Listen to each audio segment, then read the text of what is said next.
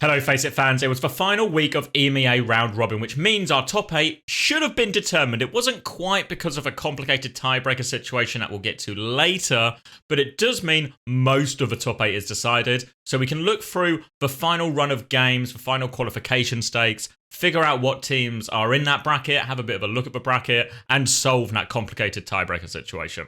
So we can hop straight into the matches here. There was not as many games this week because a lot of the EMEA teams had moved their schedule forward. The first game of the week was R8 Esports against Team Peps. Now, R8 was still playing for qualification, so even though Team Peps are a very tough opponent, this was really a game that R8 could have done with winning after some previous falters and bad results, but it wasn't to be. While it was competitive, and also Peps had to play with Stelios and Yoham, so maybe not quite their full strength roster either, as Crook is still doing a lot of stuff in Saudi Arabia for his Saudi E-League team.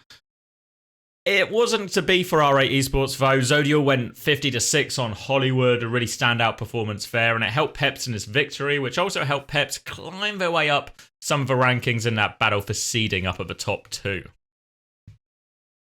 Next up was a pivotal clash between Quick Esports and Soveregins, both teams in the race for top 8, both teams neck and neck. If Quick Esports were able to win, they would seal their position in that top 8, and they did it here.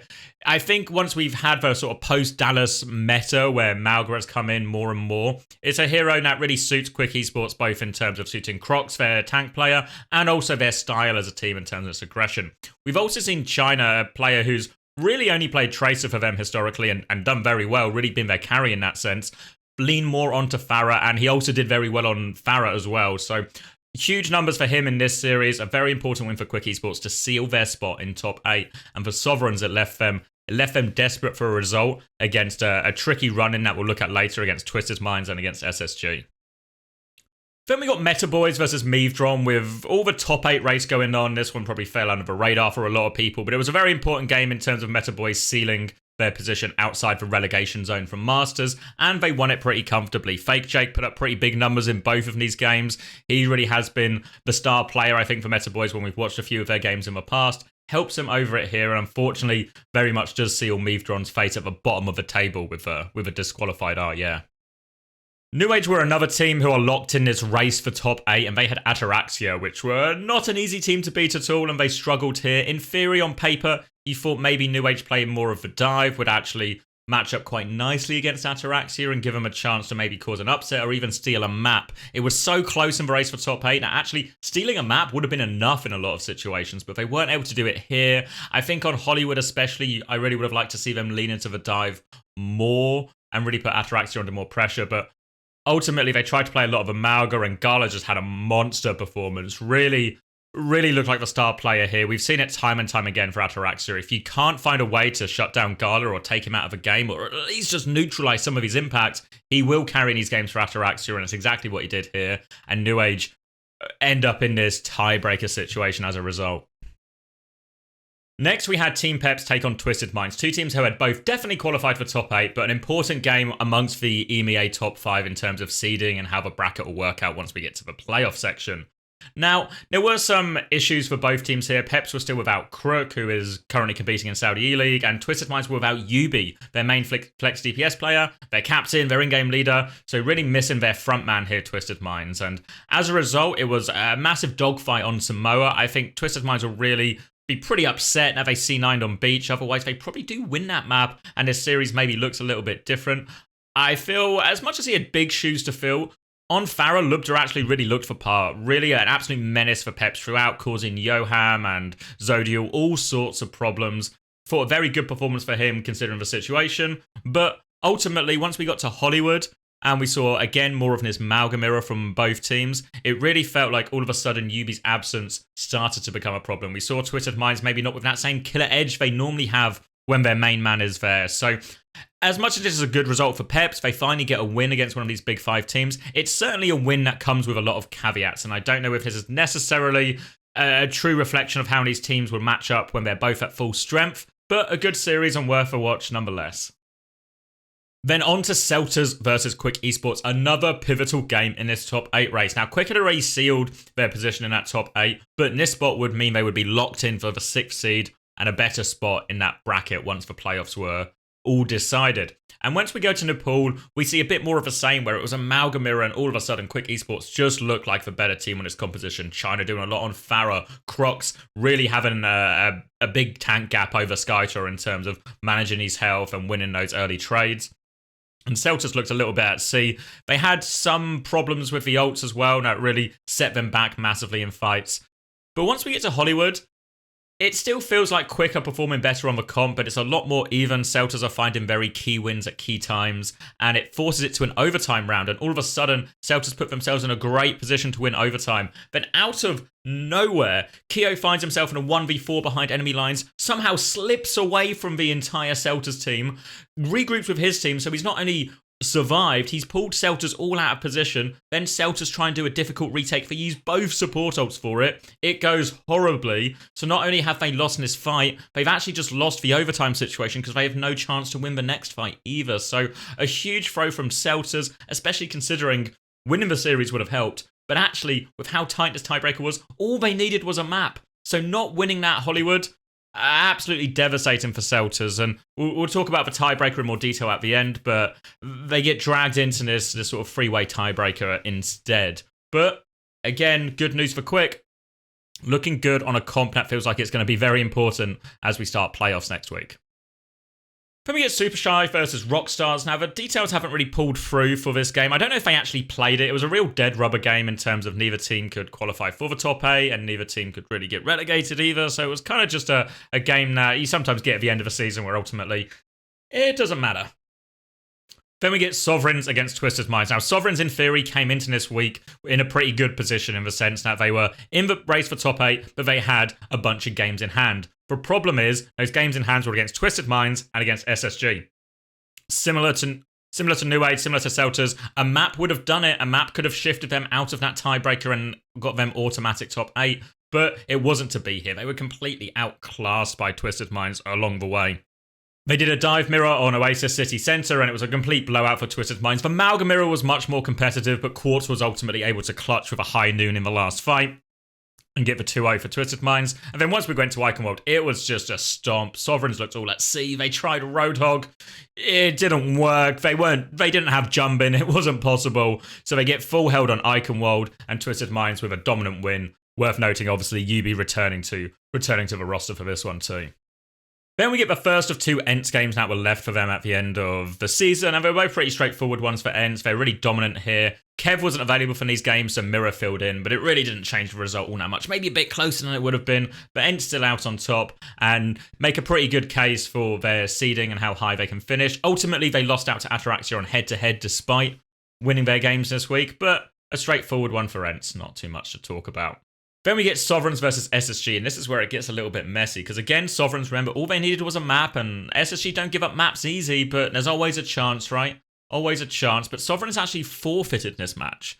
And we'll talk about this more in the tiebreaker situation, because it is all intertwined, but ultimately Sovereigns thought that they weren't going to take a map off SSG, so instead decided to focus on trying to get more wins to help them win the tiebreaker in the FACEIT ELO. Which, if it doesn't make sense to you right now, bear with me, because it will make sense once we get to the tiebreakers. So I do have to question this decision from Sovereigns. As much as they're unlikely to obviously take a map off SSG, you might as well give it a shot, right? You never know. They could slip up. SSG maybe haven't scrimmed so much since Dallas on a bit of a break. Could have nicked one here and could have saved themselves a lot of hassle with the tiebreaker situation. Then the final game of the round robin was ENCE versus Metaboiz. And again, ENCE were without Kev, so Mirror filled in. But while it was a bit of back and forth, no real surprises here. ENCE came out on top. And even though they lose their head-to-head with Ataraxia, ultimately they seal themselves in that 3rd spot seeding and get themselves onto the nicer side of the bracket regardless. Which takes us, of course, to the final standings. Now, there are some things that are very obvious in these standings and very clear. SSG are on top. They won all their games, 30-3, only dropped 3 maps. And one of those was a Chris map. So, SSG, clear favourites coming out on top. Ataraxia do take the 2nd seed above ENCE, thanks to that head-to-head difference. Head-to-head is the first tiebreaker since all the teams played each other.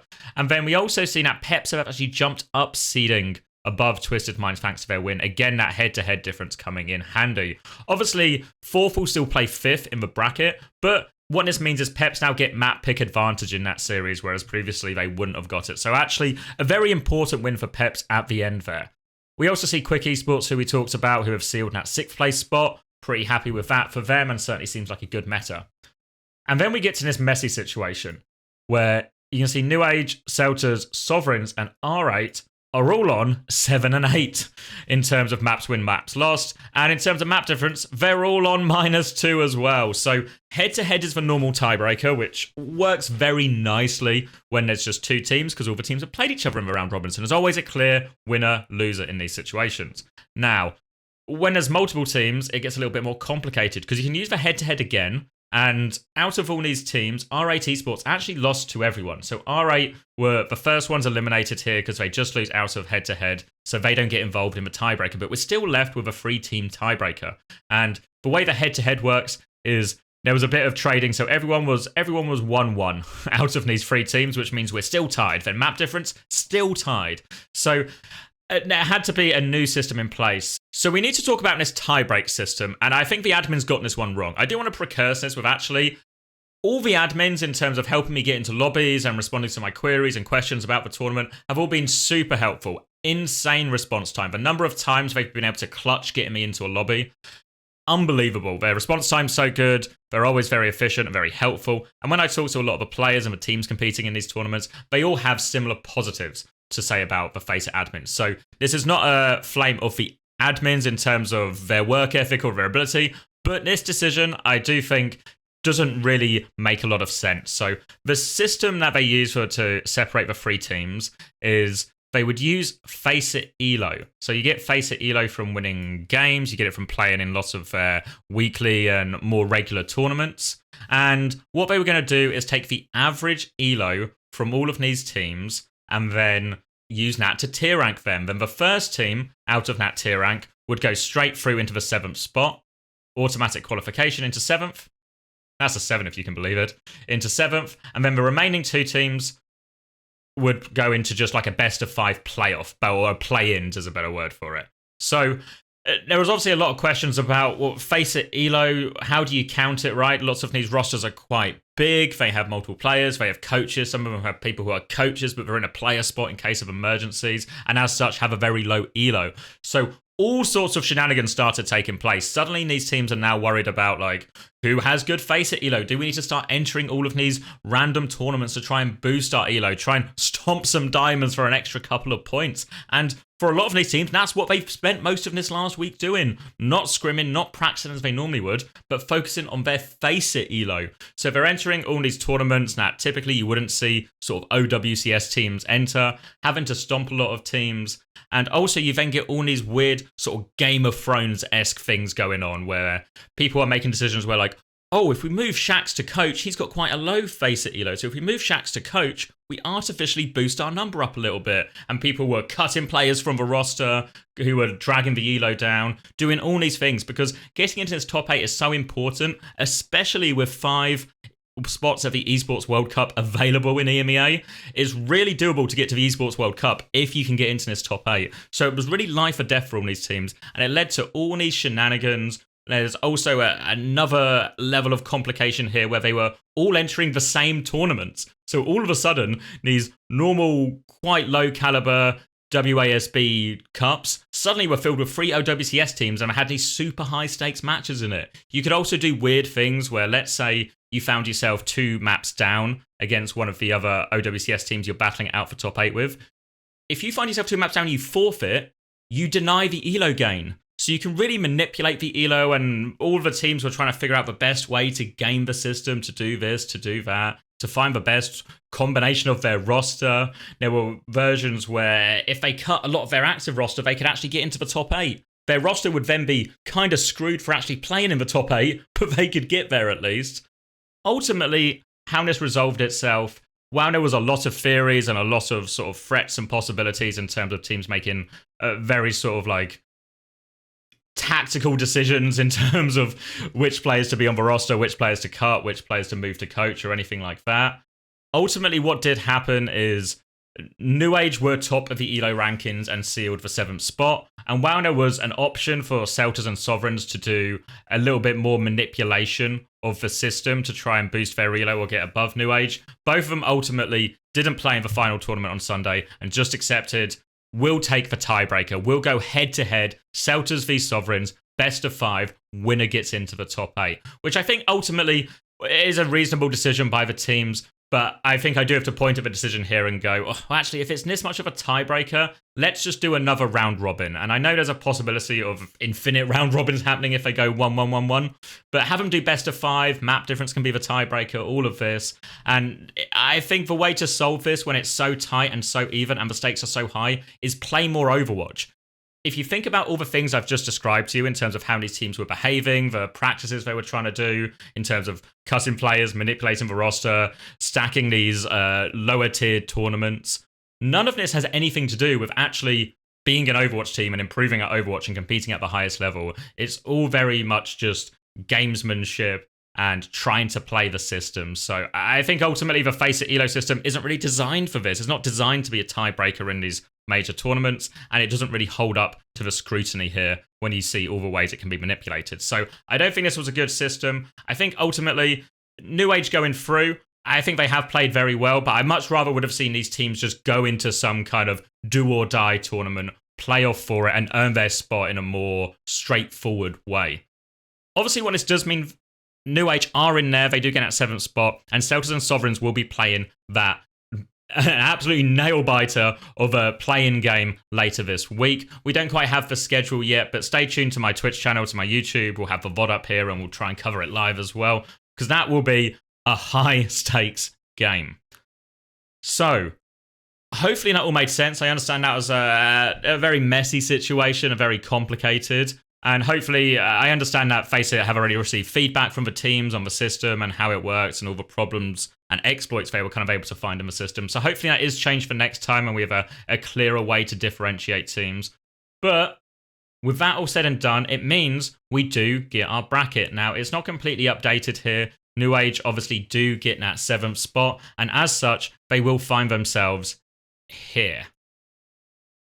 There we go. nu.age. Perfect handwriting from me. So this is the bracket, and obviously the winner of that Celtas versus Sovereigns game will go into the SSG side. And that SSG side's actually looking pretty stacked, no? Peps and Twisted Minds going to be on that side of the bracket. So a difficult run on that side of the bracket for SSG, potentially. Meanwhile, on the bottom side, we have Ataraxia, who obviously beat nu.age this week and handled the dive in the little bits they had to. I'd be interested to see if nu.age use more dive next time they play Ataraxia. Meanwhile, we get ENCE versus Quick. And I think ENCE should win that one. I think we can see the top 5 in EMEA did seem to separate themselves. And we'll get some pretty nice upper bracket semi-final clashes. Maybe an ENCE versus Ataraxia and then SSG versus one of Peps and Twisted Minds. So it should be a good one no matter what.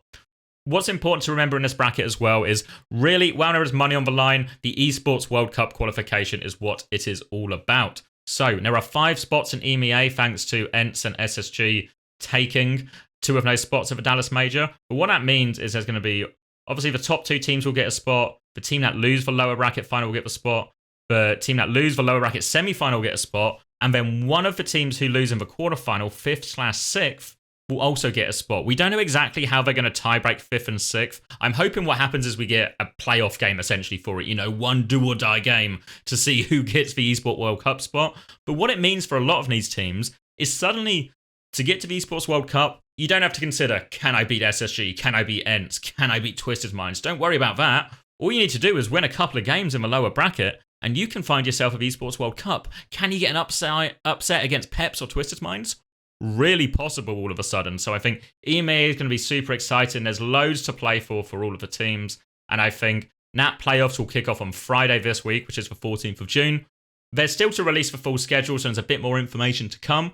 But I think it's going to be well worth watching. There'll be an official broadcast for this one as well, so stay tuned for that. I'll be co-streaming all of it on my channel as well, both for EMEA and for North America. So stay tuned for all of that. Stay tuned, obviously, for that final playoff game between Celtas and Sovereigns. That will be a really exciting one. We'll cover that as well. So thank you very much, everyone, for joining me. I hope that caught you up on all the sort of mess and chaos that's been happening in FACEIT EMEA in this last week.